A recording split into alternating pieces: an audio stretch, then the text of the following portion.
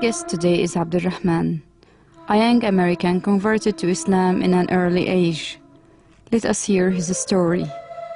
I was born into a Christian family, but we weren't very practicing.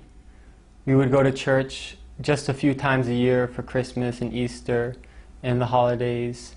And God only existed on Sunday in church in my family and not outside of the church. And many American families are like this.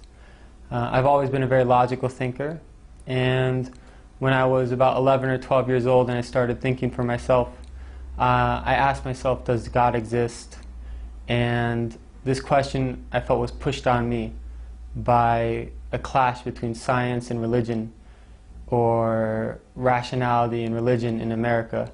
And I think that tradition goes back to the Christian church in Europe. And there were always issues between the Catholic Church and science and advancement. And when I compared what I saw in the Bible and what I knew of the Trinity and the other Christian beliefs compared to science and evolution and evidence, I leaned towards the side of science, and I chose not to believe in God. Abdulrahman came to Jordan in a scholarship to study Arabic language with a group of other students.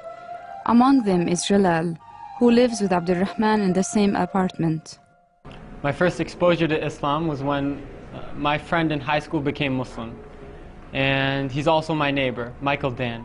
And when Michael became Muslim, he changed a lot. Before Islam, he was doing a lot of things that were messing his life up, and he was really going down the wrong path. And he became Muslim, and when he was only 15, and he changed, and he left a lot of the things he was doing, he picked up a lot of good habits. And I asked him, what forced you to change? What made you change and become like this? And he explained that he's Muslim now. And at that time, this was before September 11th, people in America really didn't know a lot about Islam, and even today they don't know a lot. And I asked him, what is Islam? Who are Muslims? And he explained to me about Muslims, and I was surprised that Islam is very close to Christianity and Judaism. And it made a lot of sense to me that there's one God and there's prophets and messengers, but none of the prophets have divinity. Rather, they're just sent by God, and they're humans like us. And I didn't really want to become Muslim at that time, but it just made sense to me logically. After a while, I read a book called The Autobiography of Malcolm X. And in that book, I really appreciated the image that Malcolm X presented of Muslims, and I wanted to become Muslim after that, because I saw in Islam a solution to racism and a lot of other problems in America. But I didn't believe in God. However, I read a passage where Malcolm X said, if you take one step towards God, he takes two towards you. So I left eating pork, and I left some of the things that are prohibited in Islam with the intention that God guide me. And I learned more and more about Islam, and I was surprised that the more I asked questions, the more answers I found, and the answers always made sense to me. And I read about the miracles of the Quran, scientific miracles of the Quran. And they're many. I got to know Abdulrahman through a program funded by the State Department called Critical Language Scholarship, in which we spent 2 months studying in an Arabic country, and it happens to be Amman, Jordan this year.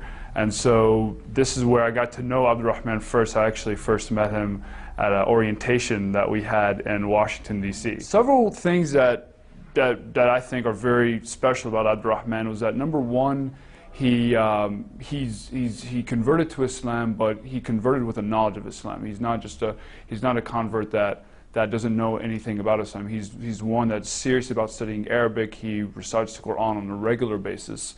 I always see him reciting the Quran before class. Usually in his free time, he'll be reciting the Quran. He does it very serious about how he pronounces the words, how he speaks, how he engages with everyone else. One thing I did also notice is that a lot of students are very interested about learning about Islam. They're interested to know, and then to know about Islam, and Abdulrahman is able to engage in a lot of dialogue. And so obviously Islam is a very important issue, especially among American students, and Abdulrahman, more so than I've seen many people, even many Muslims in the States, he's openly willing to engage in conversation. He's open if someone has a question about.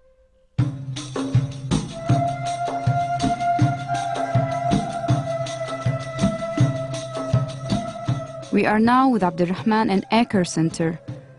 where he takes intensive courses in Arabic language.